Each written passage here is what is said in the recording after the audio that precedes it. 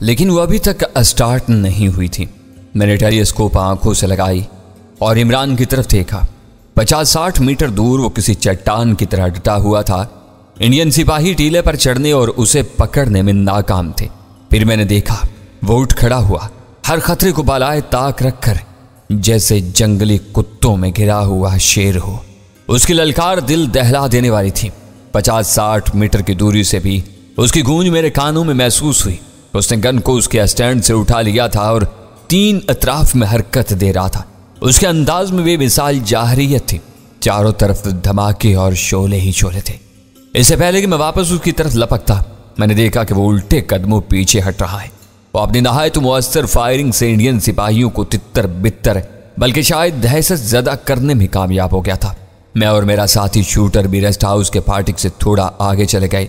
हमने इमरान को भरपूर कवर दिया, लेकिन हमारे कवर से ज्यादा इमरान की अपनी फायरिंग कारगर थी। करीबन 1 मिनट के अंदर वो फाटक की आड़ में हमारे साथ था। यही वक्त था जब ग्रे जीप के स्टार्ट होने की फरहत बख्श आवाज हमारे कानों में आई।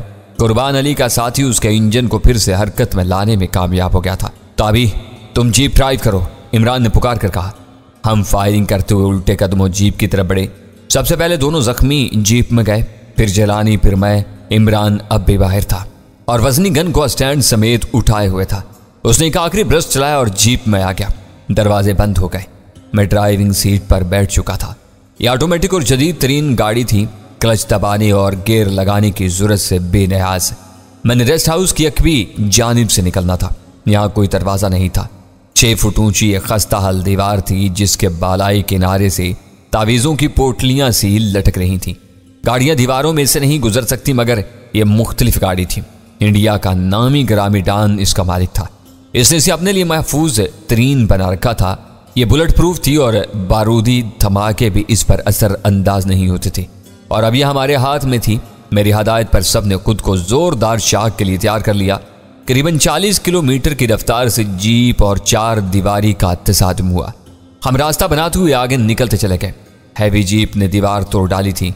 यह सड़क नहीं थी, खुला मैदान था और झाड़ झंकाड़ भी था। हमारा रुख मगरब की तरफ था। मगरब जहां सरहद थी, जहां पाकिस्तान की मिट्टी थी और हमारे जिस्मों पर खून के छींटे। हमने अपने दुश्मनों को नहायत कारी जर लगाकर उनका घेरा तोड़ा था और अब अपनी मिट्टी की तरफ बढ़ रहे थे।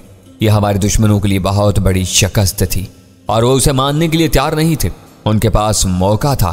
वो बॉर्डर तक पहुंचने से पहले पहले हमें रोक लें, हमें और हमारी औरतों को अपने इंतकाम के शिकंजे में जकड़ें और इन जिस्मों से खून का एक एक कतरा निचोड़ें, जिन्होंने मुंबई से बरोज तक और साहिलपुर से रेस्ट हाउस तक उनकी अनगिनत लाशें बिछाई थी। वो खास तौर से इमरान को अपनी गिरफ्त में लाना चाहते थे। उसे उसके जराइम की पादाश में बेमिसाल इबरतनाक बनाना चाहते थे। उसे उसके जराइम की पादाश में मिसाल इबरत बनाना चाहते थे।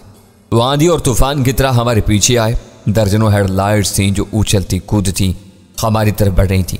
दाएं बाएं भी बहुत सी मुतहर्रिक रोशनियां चमक रही थीं। ये लोग हम पर फायरिंग भी कर रहे थे, लेकिन अब हमारी खुशकिस्मती ये थी कि हम एक महफूज गाड़ी पर सवार थे। कुदरत ने दुश्मन का सारा इंतजाम इसी पर उलट दिया था। अंडरवर्ल्ड के सुपरस्टार जावा ने न जाने कितने मिलियन बिलियन खर्च करके अपने लिए यह नादर रोजगार गाड़ी बनवाई थी और ये अब हमारे इस्तेमाल में थी। इमरान के पास कैसे और क्यों कर पहुंची ये अभी मुझे मालूम नहीं था, मगर लगता था कि जब रीछों की वजह से घेरा डालने वालों में अफरा तफरी फैली और गाड़ियों को लगने वाली आग ने इस अफरा तफरी को बढ़ाया, तो इमरान और उसके साथियों ने अपने मोर्चे छोड़कर हमला किया था। इन्होंने धुएं वाले गैस बम फेंके थे। यकीनन इन्हीं लम्हों में इमरान ने इस गाड़ी को टारगेट बनाया था। यह मुमकिन था कि वो खुद ही इसके निशाने पर आ गई हो। इस लग्जरी गाड़ी की निशिस्तों पर खून के धब्बे मौजूद थे। पता नहीं ये किसका खून था। मैंने मुड़कर देखा। इमरान इस देव हैकल जीप की दरमियानी निशिस्तों पर मौजूद था। इसके बाजू में गोली लगी थी। डॉक्टर महनाज लरजते हाथों से पट्टी बांधकर इसका खून रोकने की कोशिश कर रही थी। दोनों पाकिस्तानी लड़कियां ज़हनी तौर पर इमरान को और मुझे अपना निजात दहिंदा समझती थी। खासतौर से इमरान पर तो वो दोनों वालिहाना यकीन करने लगी थी। वो दोनों अब भी इमरान के दाएं बाएं मौजूद थी, आंखें बंद करके सिसक रही थी। इमरान ने अपने साथ लगाया हुआ था और तसल्ली बख्श अंदाज में थपक रहा था। इन लम्हों में वो अपनी उम्र और अपने चुलबुलेपन से कहीं आगे और जुदा नजर आ रहा था, जिससे वो खुद पाकिस्तान था और इन लड़कियों को पनाह दे रहा था। गोली अंदर ही है? मैंने डॉक्टर महनाज से पूछा। हाँ, लेकिन तकरीबन आर पार है, थोड़ा सा चीरा देकर निकाली जा सकेगी। जाहिर है कि यह काम गाड़ी रुकने के बाद ही हो सकता था। फिलहाल हमारे पीछे बला की रफ्तार से मौत लपक रही थी। गाहे बगाहे गोलियां जीप की बाड़ी और खिड़कियों से टकराती और चिंगारियां छोड़ती थीं। जगत सिंह की आंखों में शोले थे। मैंने अकदनुमा आईने में देखा, वो सनरूफ से छेड़छाड़ कर रहा था। गालबन चाहता था कि छत के चौकोर खला में से बाहर निकलकर जवाबी फायरिंग करे। मैंने कहा, जगत सिंह बैठे रहो, कोई जरूरत नहीं, इनके फायरिंग से कुछ नहीं बिगड़ रहा हमारा। पर बादशाहजादे, ये टायर फाड़ देंगे। नहीं फटेंगे टायर भी, इमरान ने कहा। चंद मिनट की जबरदस्त उछल कूद के बाद हम पुख्ता सड़क पर आ गए। ये सड़क ज्यादा कुशादा नहीं थी लेकिन हमवार थी। मैं 30 हॉर्स पावर की ताकतवर जीप का एक्सीलेटर दबाता चला गया। वो कमान से निकला हुआ तीर बन गई। अकब में आने वाली अनगिनत गाड़ियां बदस्तूर हमारे पीछे थीं, लेकिन अब हमें एक फायदा था, अब हम सड़क पर थे। वो हमारे दाएं बाएं से आगे नहीं बढ़ सकती थी, सिर्फ पीछे आ सकती थी। गोलियों की बौछार गाहे बगाहे गाड़ी के अकबी हिस्से से टकराती थी। ये सारा बॉर्डर एरिया था, शायद चेक पोस्ट है आगे, मैंने कहा। रास्ता भी ब्लॉक है, जलाली ने कहा। एक फौजी जीप सड़क पर आड़ी तिरछी खड़ी थी। मैंने रफ्तार कम करने के बजाय कुछ बढ़ा दी। जीप ने पहले चेक पोस्ट का बांस तोड़ा, फिर फौजी जीप के बोनट को टक्कर मारकर उसे एक तरफ लुढ़काया, फिर एक मोटरसाइकिल को रोंदती हुई निकल गई। हम पर फायर भी हुए लेकिन ये बेअसर थे। अब सुबह का उजाला फैलना शुरू हो गया था। दरख्तों के हेवले और जमीन के नशीबो फराज नुमाया हो रहे थे। हवा चल रही थी और बंद गाड़ी में वह हमसे टकरा नहीं रही थी, लेकिन यह सोचना भी खुशगवार था कि यह पाकिस्तान से आने वाली हवा है। मैंने एक बार फिर अक्कब नुमा आईने में इमरान को देखा। उसने आखिर में नाकाबिले बयान मार्का लड़ा था। टीले के अक्कब में तकरीबन 5 मिनट तक उसने तने तनहा इंडियन फौजियों और जावा के खतरनाक गुर्गों को रोका था। मैंने वो हर मंजर देखा था। एक वक्त ऐसा भी आया था जब लगा था कि वो लोग टीले पर आ जाएंगे और इमरान को पकड़ लेंगे, मगर उसी वक्त इमरान की शदीद मुज़ाहमत ने उनके कदम रोक दिए थे और यही वजह थी कि हम भी सही सलामत जीप तक पहुंच पाए। इमरान ने फाकरा नामी लड़की को अब भी अपने साथ लगा रखा था। उसकी छाती पर सर रख के बंद आंखों से आंसू बहा रही थी। मुझे ये सब कुछ जरा मुख्तलिफ लगा। इमरान ने इस तरह उसे अपने साथ क्यों लगा रखा था? सिर्फ वही तो खौफजदा नहीं थी, सब डरी हुई थी। यहां तक कि डॉक्टर महनाज के होंठ भी बिल्कुल खुश्क हो रहे थे। हमने एक चेक पोस्ट तो पार कर ली थी, आगे क्या क्या होना है इसका कुछ पता नहीं था। यकायक मैंने डॉक्टर महनाज को चौंकते देखा। इमरान के बाजू की पट्टी करने के बाद वो इसके करीब ही बैठी थी। ये ब्लड कहाँ से आ रहा है? महनाज ने तेजी से पूछा। तब वो आगे झुक कर देखने लगी। उसने फाकरा नामी लड़की को पीछे हटाया। ओ गॉड, उसके होठों से बेसाख्ता निकला। जिलानी और जगत सिंह भी इमरान की तरफ झुक गए। मैंने गाड़ी ड्राइव करते हुए अक्कब नुमा आईने में देखा और लर्ज गया। इमरान के सीने पर गोली का एक बड़ा जख्म था। खून उसकी कमीज सुर्ख कर रहा था। गालिबन इसी जख्म को छुपाने के लिए उसने फाकरा को मुसलसल अपने साथ लगाया हुआ था। महनाज ने कैंची से इमरान की कमीज काटी और उस पर चुप गई। उसके चेहरे पर गहरी तशवीश के सिवा और कुछ नहीं था। यह बड़े कैलीबर की गोली थी, थोड़ा दाएं जानब लगी थी, मगर पता नहीं उसने अंदर से क्या क्या जख्मी कर दिया था। इमरान ने मुझे अक्कब नुमा आईने में घूरते हुए पाया तो जख्मी मुस्कुराहट के साथ बोला, घबराओ नहीं जिगर, मैं इतनी जल्दी मरने वाला नहीं, और वो भी सिर्फ एक गोली से। बस जरा फटाफट पाकिस्तान पहुंचा दो यार। मैंने रफ्तार कुछ और बढ़ा दी। अब रोशनी पूरी तरह फैल गई थी। मैं डॉक्टर महनाज से मुसलसल इमरान के जख्म की नौयत पूछ रहा था। वो बस हूँ हाँ में जवाब दे रही थी और पूरे इन्हिमाक से इमरान पर झुकी हुई थी। मैंने इमरान के चेहरे पर कर्ब के हल्के से आसार देखे। जलानी मुसलसल पिछली स्क्रीन से अक्कब में आने वाली गाड़ियों को देख रहा था। टेलीस्कोप उसकी आंखों से लगी हुई थी। उसने घबराई हुई आवाज में कहा, एक बड़ी फौजी गाड़ी सबसे आगे है, इस पर लॉन्चिंग सिस्टम है। मेरे ख्याल में 2 बड़े रॉकेट हैं, नहीं 3 बड़े रॉकेट हैं। ओह, ये ठीक नहीं है।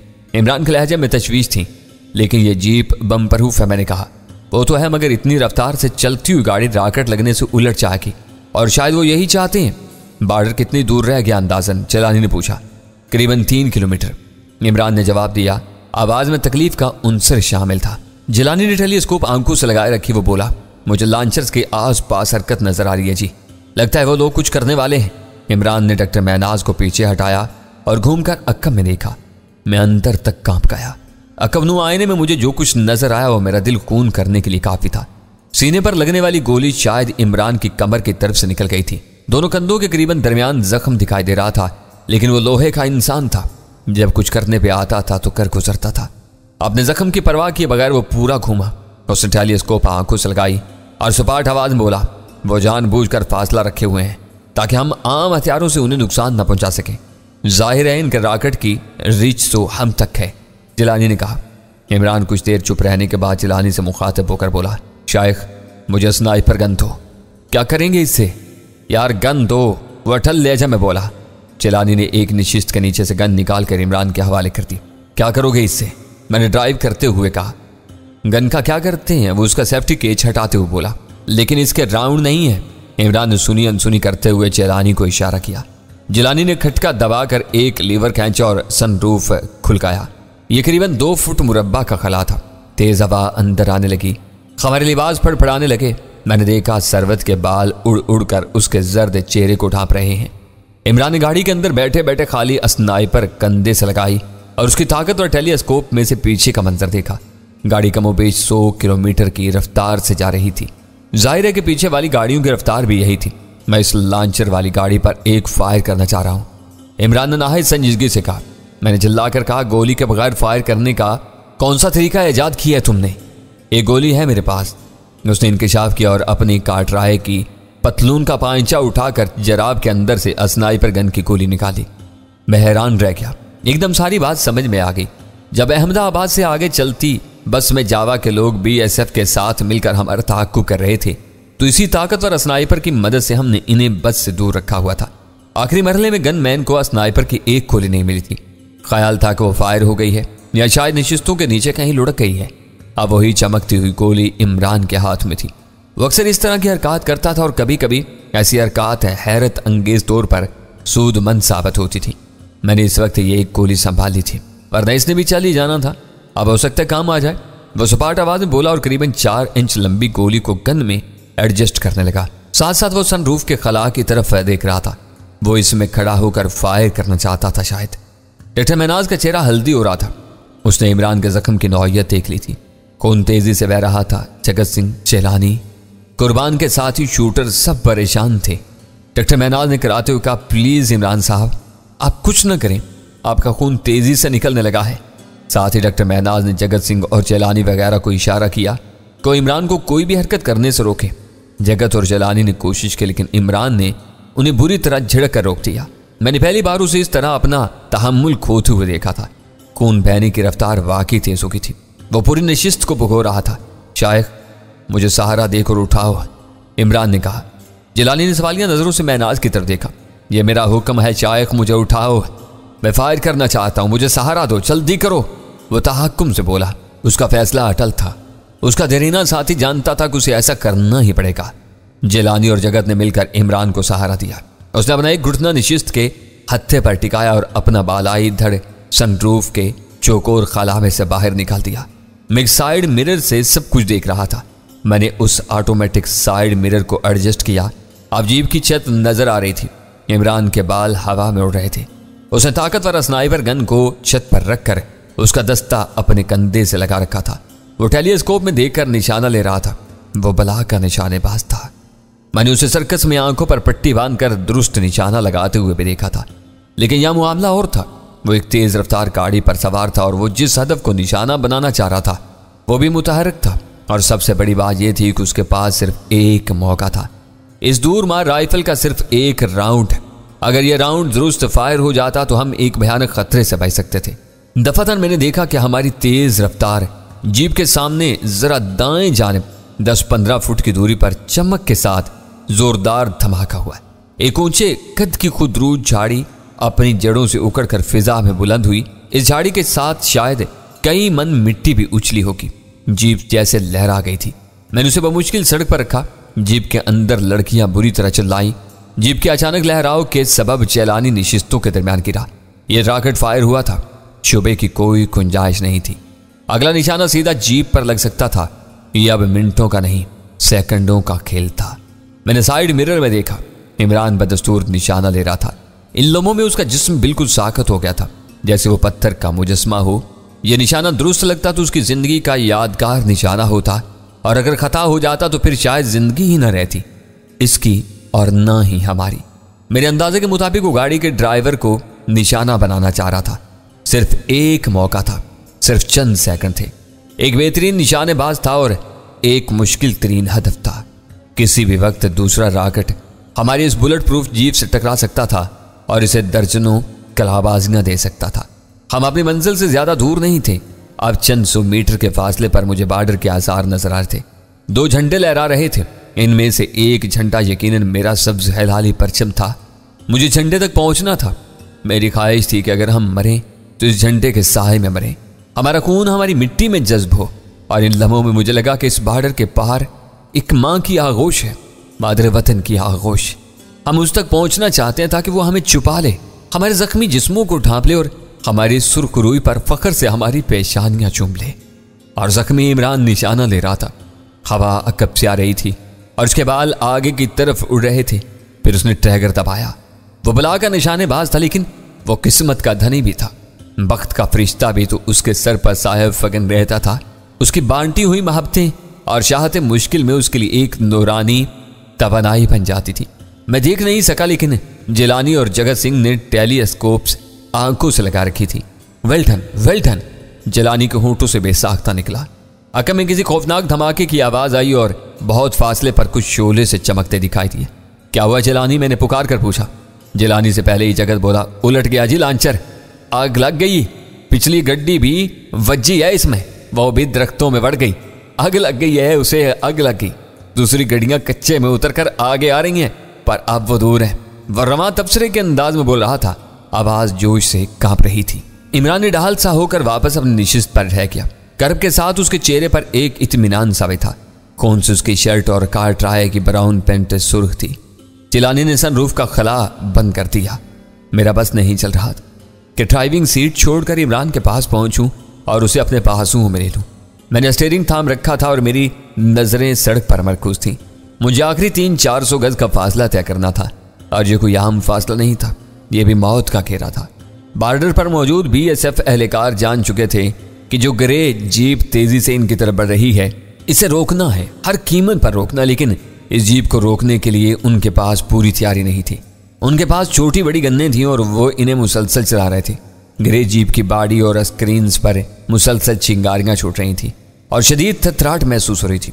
जब कोई बड़ा ब्रस्ट लगता था तो दे व्हीकल जीप जैसे लहरा सी जाती थी। मैं रफ्तार बढ़ाता जा रहा था। सामने चेक पोस्ट का तिरंगा नजर आ रहा था।